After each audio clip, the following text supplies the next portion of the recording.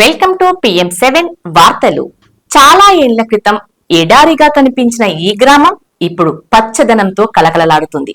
కొన్ని వందల మందికి జీవనోపాధి కల్పించింది ఈ గ్రామం.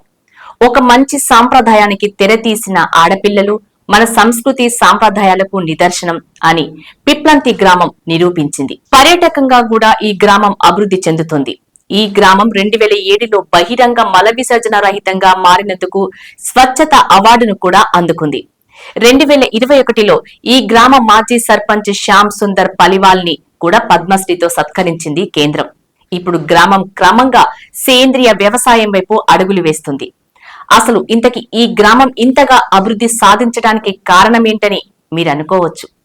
2005లో శ్యామ్ సుందర్ పలివాల్ రాజస్థాన్లోని రాజ్ సుమంద్ జిల్లా పిప్లాంతి గ్రామానికి సర్పంచ్ గా ఎన్నికయ్యారు.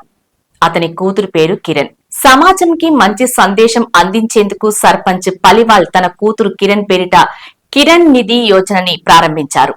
ఈ పథకం కింద ప్రతి ఆడపిల్ల పుట్టినప్పుడు 111 మొక్కలు నాటడంతో పాటు 20 ఏండ్ల పాటు కూతురి పేరిట 21,000 రూపాయలు కూడా బ్యాంకులో జమ చేస్తారు. ప్రస్తుతం సమాజంలో కొడుకు కూతురు సమానమే అని చాలా మంది అంటుంటారు. కానీ అందరికీ కూతుర్ల కంటే కొడుకును మాత్రమే ఎక్కువగా చూస్తారు. అయితే ఇప్పుడు కొడుకులు కూతుళ్లకు సమాన హక్కులు ఉండే ఈ గ్రామం రాజస్థాన్ లో ఉంది. ఆడపిల్లల పేరిట లక్షల మొక్కలు నాటడం వల్లే ఈ గ్రామం నేడు పచ్చగా ఉంది.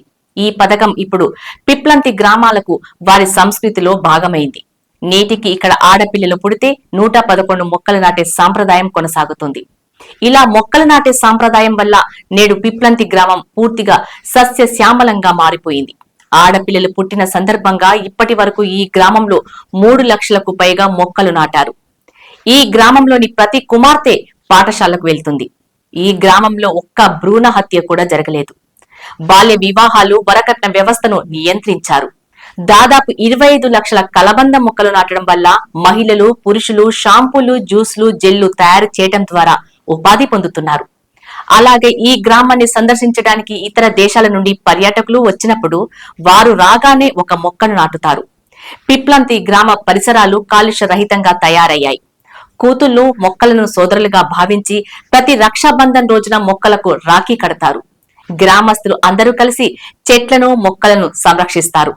పరిశుభ్రమైన, అందమైన, స్వచ్ఛమైన వాతావరణంతో పాటు ఈ గ్రామం ఆడపిల్లలకు సురక్షితంగా భారతదేశానికి కీర్తిని తీసుకొస్తుంది.